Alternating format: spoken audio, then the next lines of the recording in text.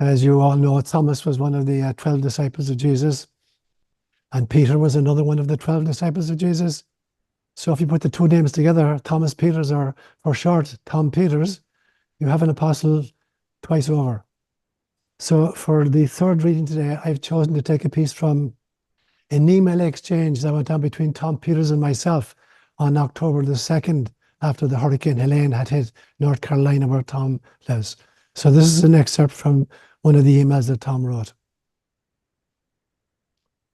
There is a Buddhist meditation practice called Tonglen, whereby you breathe in and feel the pain and anguish of those who are suffering. Then see God converting it into compassion and love in your heart. Then breathe that energy out to all who are suffering. I try to do that while I'm hauling water or just sitting quietly before bed. I'm rereading Job and the Mystery of Suffering by Richard Rohr. Suffering is the way that most of us learn and become closer to God. That's the first step. Letting go and letting God in. Rohr recites a Peanuts cartoon relating to Job's anger with God. Charlie is on the pitcher's mound and having a terrible day. He's frustrated and absorbed in self-pity. Linus comes to the mound and simply says, "You can't get mad at the world, Charlie." And Charlie says, "Well, I can at least yell at the umpire." Our anger is just a sign that we're in a relationship, that he loves us and we love him. So this is the best spiritual education in what it means to truly live in community that I've ever had.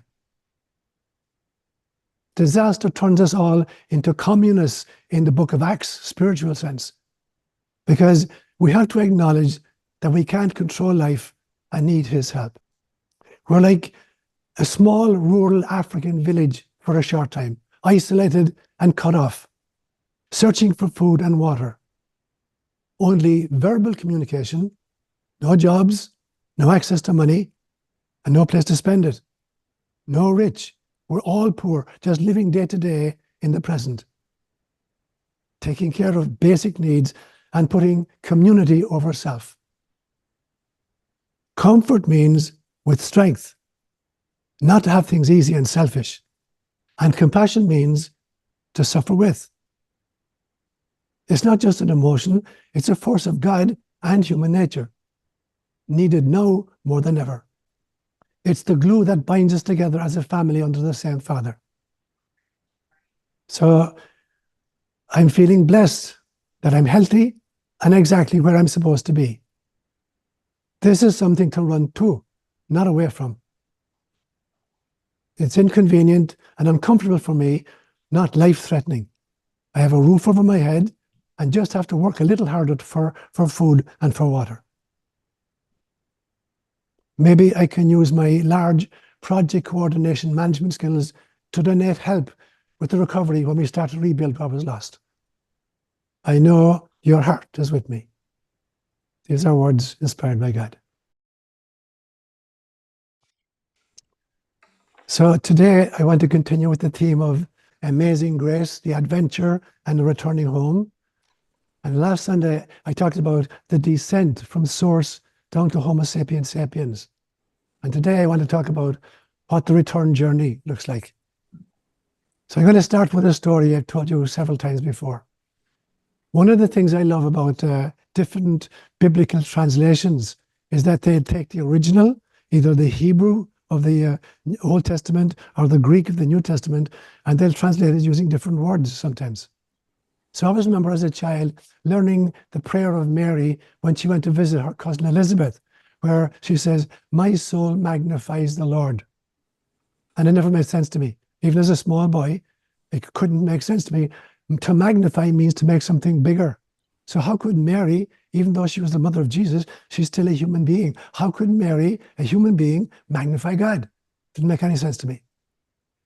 And then about age 8, I had an experience that brought it all into focus for me. We lived in a tiny little house about 6 miles out of Cork City. We were the only house within 3 or 4 miles. The nearest house was a public house called Brown's Pub. And my father went to work every day. He had a BSA 250cc motorbike, and he drove into Cork City 6 or 7 miles every day to work. And I remember one day, the motorbike is parked outside, and I discovered for the first time in my life a magnifying glass. I'd never seen a magnifying glass before. And probably what happened was it had fallen out of my grandmother's glasses, her eyeglasses. And I found this, and I started playing around with it. So firstly, I was able to set fire to a piece of paper. I was fascinated. And then there was some dry straw in the area. I set fire to the straw. And then as the pièce de résistance, I went to my father's motorbike and I set fire to the saddle of the motorbike. It was a plastic saddle with foam underneath.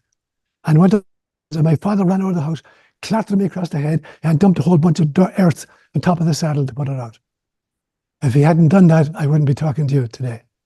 And that was the first time I really understood why Mary said, "My soul magnifies the Lord," and why I love that translation more than others. There's another translation that says, "My soul glorifies God." I have no problem with that, but it really didn't make the same kind of sense to me. So how was it that Mary could magnify God? And what happens, of course, is that there's this extraordinary, huge, big ball of fire 93 million miles away from us. But it could not set fire to my father's motorbike on his own. I could use this tiny piece of glass, and I could focus the rays of the glass, and I could set fire to the motorbike. And that's exactly what Mary was saying, that Mary was God's magnifying glass. So I want to look then at the first model of the return to God. I'm going to call this the two-stage model. So then I'll have different stages for different models. So the two-stage model is the magnifying glass. And the magnifying glass has to have two properties in order to do its work. The first thing is it needs to be clean. If it's all smudged and there's oil in it, it won't focus the light, and it'll be absolutely useless. And so the highest spiritual quality is cleanliness of heart. And this has nothing got to do with chastity or the sixth commandment. It's about the ability to see God in every being and in every event. That is the single most important spiritual quality, the ability to see God. Now, there's a great statement when Jesus gives the Sermon on the Mount where he says, "Blessed are the pure of heart, for they shall see God." Now, in actual fact, that's tautology, because to be pure of heart means to see God in every situation.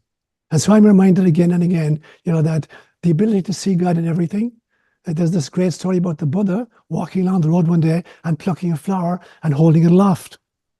And the disciples are watching, okay, what are you going to say about the flower? And he's holding it aloft, and a minute passes, and 2 minutes pass, and 3 minutes pass, and he doesn't say anything. And finally, one of the disciples breaks into this huge grin, and the Buddha nods at him and puts the flower back down. Because the disciple got it that if you really see a flower, you see God. And Thich Nhat Hanh, a beautiful Buddhist monk, said it very powerfully one time. He said, "A flower consists completely of non-flower elements. If you took the soil away, and the nutrients away, and the rain away, and the wind away, and the sun away, there wouldn't be a flower." So a flower consists totally of non-flower elements. Now, I would go further and say that everything that exists, I don't care what name you give to it, a person, a bunny rabbit, an oak tree, every one of these consists, a bunny rabbit consists completely of things which are not bunny rabbit. There have to be a whole constellation of forces coming together to produce a bunny rabbit. Now, Jesus would say the very same thing when he said, "Look at the lilies of the field. They don't spin or weave or gather into barns.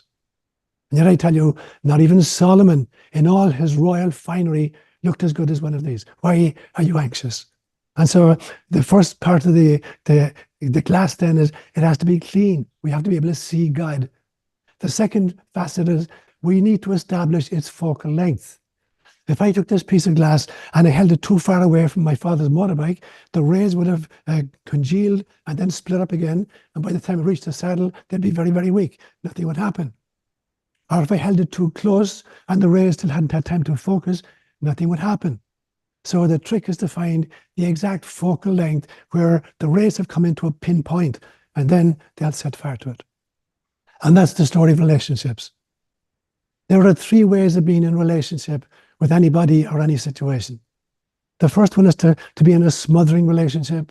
The second one is to be in an othering relationship. And the third one is to be in a mothering relationship.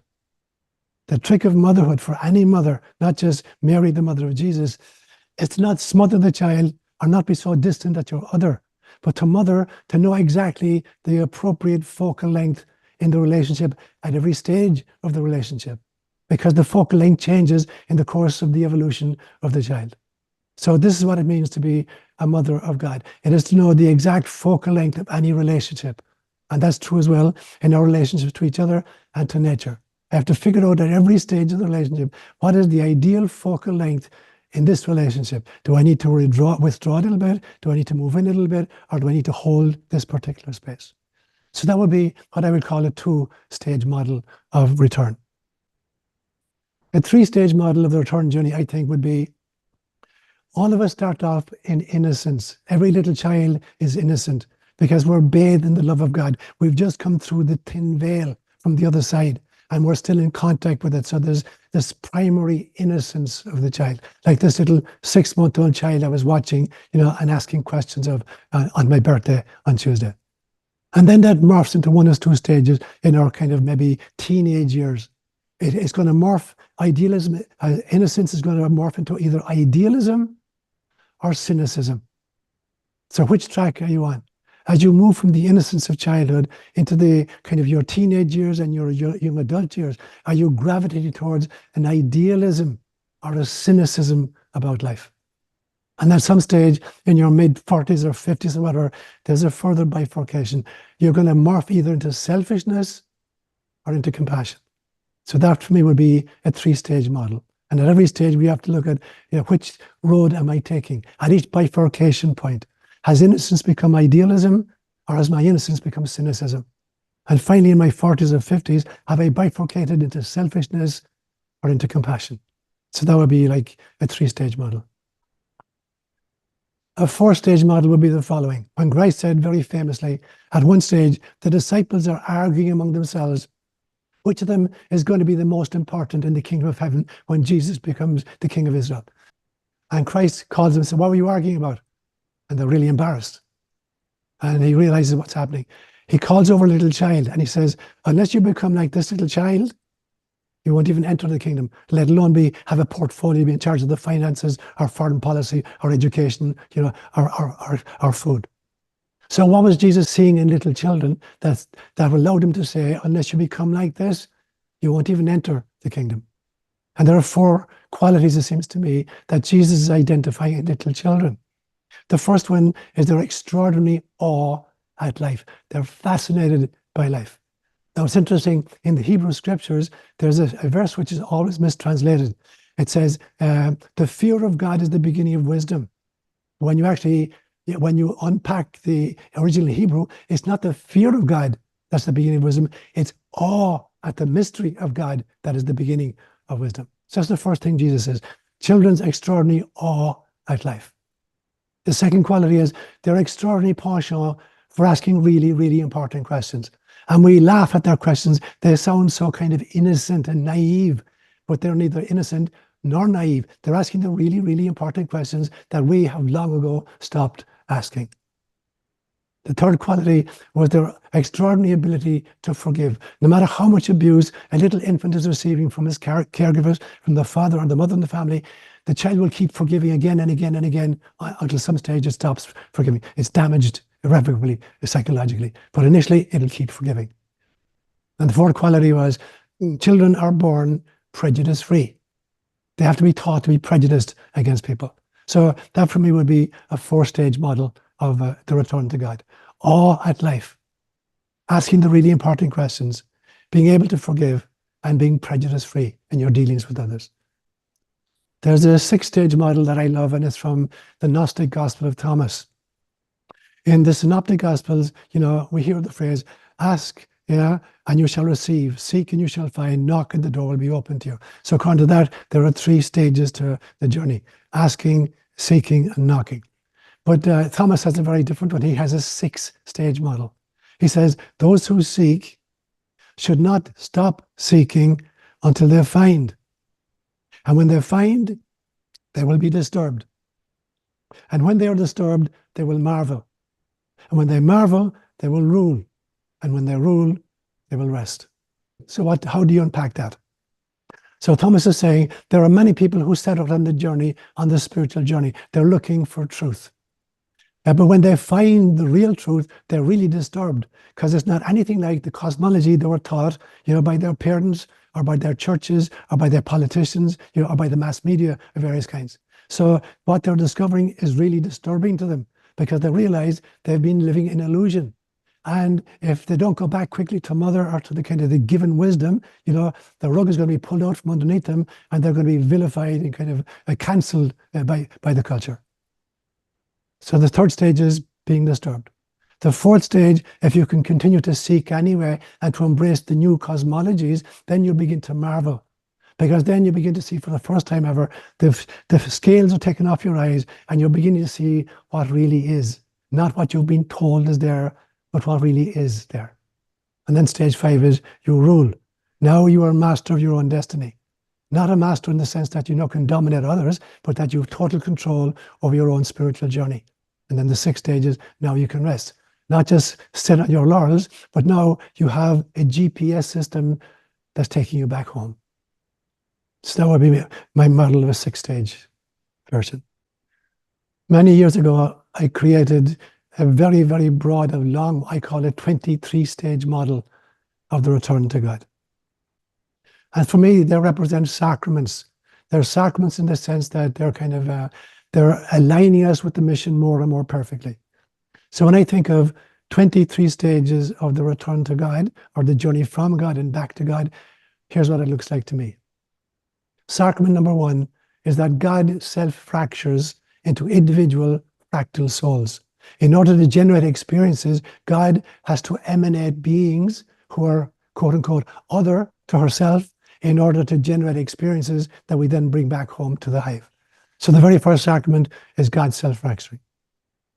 The second sacrament then is that these fractal souls, they volunteer for incarnation at various levels of densification in the cosmos. That will be the second sacrament, volunteering. Here I am, Lord, send me. The third sacrament is, I believe, I've called it the launching pad. So where souls are jumping off to go into different dimensions and different kinds of worlds. They're now leaving, in some senses, the sight of God, and they're volunteering for incarnation at different levels in different worlds, as different kinds of beings. That will be sacrament number 3. Sacrament number 4 for me is when the soul docks with the developing embryo or fetus, in the case of beings who decide to volunteer for planet Earth. And so now the soul is going to dock with the developing embryo or fetus. That's sacrament number 4. Sacrament number 5, I believe, is the birth and the first breath. And the Hebrew we call this Ruach Yahweh, the breath of God or the Spirit of God. So that's the 5th sacrament, the first breath. Now I've announced I'm officially a member of Homo sapiens sapiens on the planet. Sacrament number 6, I think, happens about the age of 8 months. It's the development of the ego. For the first time ever, there's this sense of separate self. For the first 7 or 8 months, the child has no sense of separate self. It's part of what's called in psychology often the mother-child complex. There's this just notion of one being, and I'm in charge of it. I shout and mother arrives. I'm hungry, a nipple arrives. I'm cold, somebody cuddles me. And so because I'm in charge completely, it is a mother-child complex. But around age month, there's horrible realization that there's not just one of us, there are 2 of us. We are separate, and all the power lies on the other side. She can abandon me, I can't abandon her. I can't walk away, but she can walk away. And this is the beginning of the development of what psychology will call defense mechanisms.